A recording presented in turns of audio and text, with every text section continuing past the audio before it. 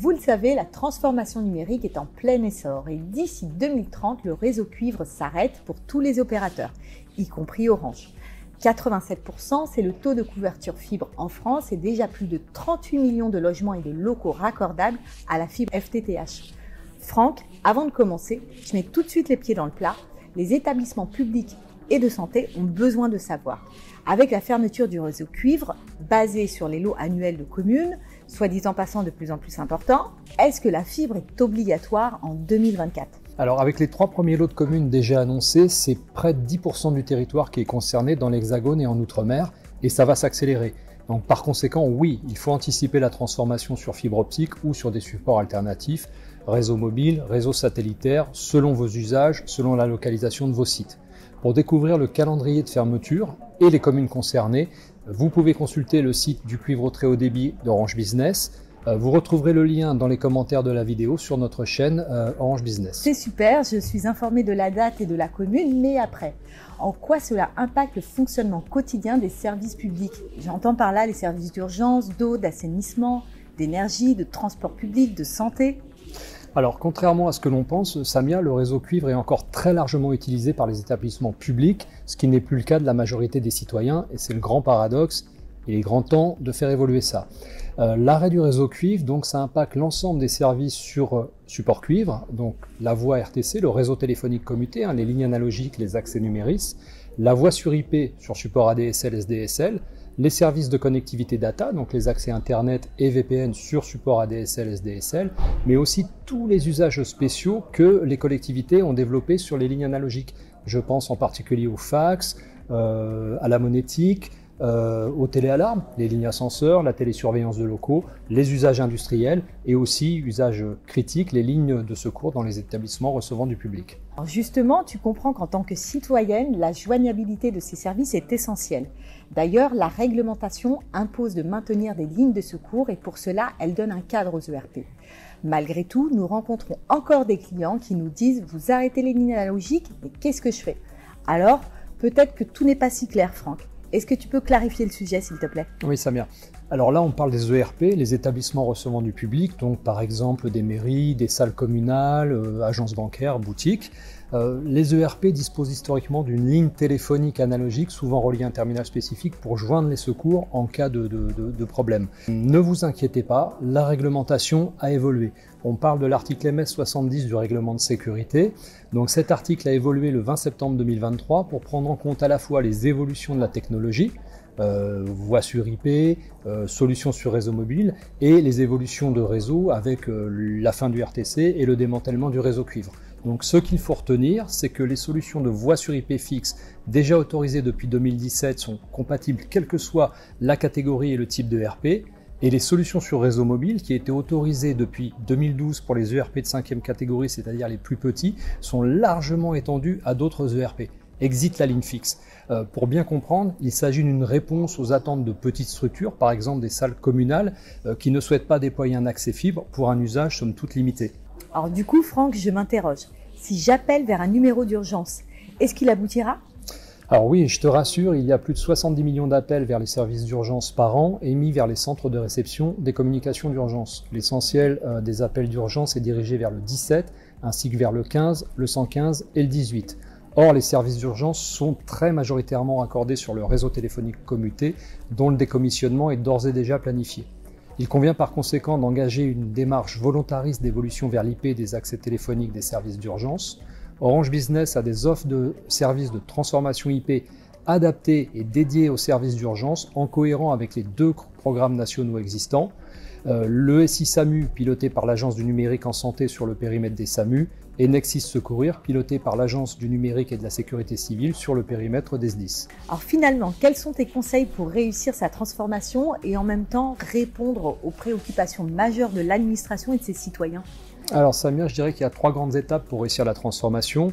La première, faire un état des lieux complet de son infrastructure. La deuxième, définir avec son opérateur les solutions les plus adaptées à ses usages. Et enfin, la troisième, définir un planning de migration.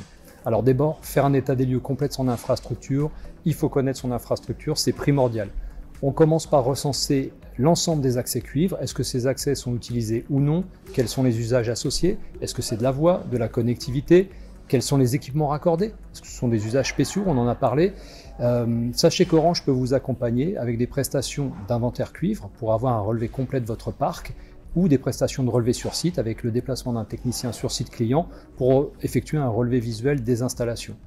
Donc il faut définir avec son opérateur les solutions les plus adaptées à chacun de ces usages. Donc Orange Business vous accompagne avec des solutions sur fibre optique, fibre dédiée ou mutualisée, ou sur des solutions alternatives, réseau mobile, réseau satellitaire, en fonction de vos usages. Il faut aussi mobiliser, impliquer vos partenaires externes, par exemple votre installateur privé, le télésurveilleur, l'ascensoriste. Il faut aussi anticiper la réalisation d'éventuels travaux nécessaires, câblage, réseau, électrique. Et puis enfin, il faut définir un planning de migration, donc un rétro-planning par rapport à tout ça, en priorisant et en accélérant la transformation sur les premiers lots de communes de fermeture du réseau cuivre, mais aussi en englobant l'ensemble de la géographie, quelle que soit la localisation des sites sur le territoire. Il s'agit bien d'anticiper la transformation, ne pas mobiliser des équipes pendant 6-7 ans au rythme des fermetures du réseau cuivre de l'opérateur Orange, et surtout pour bénéficier de solutions homogènes sur l'ensemble de vos sites. Donc vous l'aurez compris, la clé de la réussite, c'est l'anticipation. Il faut éviter de travailler dans l'urgence, au dernier moment, juste avant les fermetures techniques annoncées, pour éviter toute interruption de service. Finalement, Franck, ce sont des clés qui répondent à la fois aux besoins du secteur public, mais aussi des entreprises. Mais qu'est-ce qu'on fait pour accompagner spécifiquement les collectivités? Ouais. Alors les collectivités, en fait, elles ont une double casquette dans cette transformation du cuivre vers le très haut débit.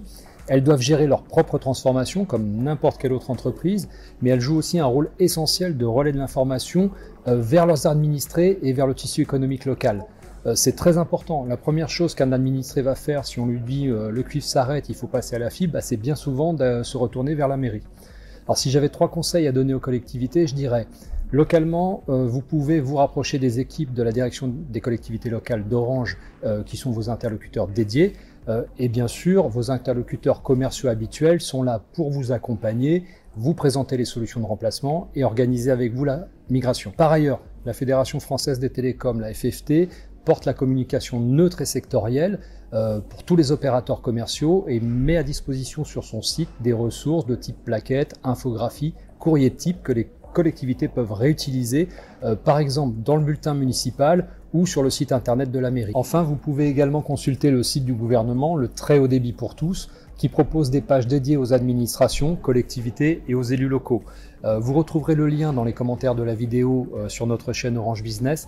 J'insiste, Samia, c'est très important. Si vous travaillez dans une collectivité, ça va vraiment vous aider, ça va vous guider. Alors Franck, dans le secteur public, de nombreux établissements doivent passer par des marchés publics.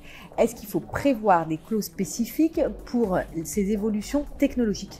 Oui, alors cette évolution technologique, effectivement, elle peut avoir un impact sur les conditions d'exécution des marchés publics. Il est nécessaire donc d'anticiper d'éventuelles modifications liées à la migration des offres commandées sur accès cuivre vers des offres de remplacement. Différentes actions sont possibles pendant le déroulement d'un marché public touché par la fermeture du cuivre, en amont pendant la phase de sourçage, pendant la phase de passation avec une clause de réexamen ou pendant la phase d'exécution avec un avenant. Tout simplement. Tout simplement. Pour finir, c'est la question que l'on peut craindre, mais je me mets à la place de nos clients. Alors je vais tout de même te la poser. Le nerf de la guerre, c'est l'argent. Franck, c'est quoi la bonne approche pour optimiser les coûts de cette transformation? Oui. Alors n'oubliez pas que pour la majorité des entreprises et des collectivités, c'est votre outil de travail dans un monde de plus en plus digital. Donc il faut pouvoir travailler correctement et offrir des services de qualité à vos collaborateurs, à vos clients, à vos administrés. Donc je dirais qu'il faut avoir une vision d'ensemble avec principalement 3 leviers d'optimisation. D'abord, les accès fibre se diversifient et offrent plus de flexibilité pour tous les budgets et usages. Donc en fonction des usages, vous pouvez opter pour des solutions de remplacement sur fibre mutualisée, dites FTTH, ou dédiées avec 2 technologies, FTTE ou FTTO. Alors si la fibre mutualisée offre déjà des débits supérieurs au réseau cuivre, parfois ça ne suffit pas. C'est là qu'entre en jeu la fibre dédiée, offrant des débits garantis et symétriques, des garanties de temps de rétablissement en cas d'incident et des services personnalisés. D'autres possibilités de substitution sont envisageables, réseau mobile, réseau satellitaire, selon les usages, selon la localisation des sites, on en a parlé. Ensuite, vous allez dégager des marges de manœuvre. Vous êtes dans un monde cuivre où vous avez une multitude d'accès qui sont souvent là depuis longtemps. Vous allez vous rendre compte que la première chose que vous allez faire, c'est de la rationalisation, parce qu'il y a des accès qui ne sont plus utilisés ou des usages qui vont être mutualisés. Enfin, avec le passage au très haut débit, vous allez intégrer de nouveaux services, que ce soit pour vos collaborateurs ou dans le cadre de la relation avec vos administrés, pour la dématérialisation et la gestion de vos données, de vos applications. Voilà. Alors pensez aussi à passer par vos centrales d'achat pour bénéficier des tarifs négociés et avoir accès à l'ensemble du catalogue de services. Par ailleurs, Orange Business est référencé dans les principales centrales d'achat. Et pour finir, avec Franck, on vous invite à suivre notre série de podcasts qui sera diffusée dans les prochaines semaines avec toujours plus d'actualités sur la transformation du cuivre vers le très haut débit. Merci Franck. Merci Samia. Orange Business.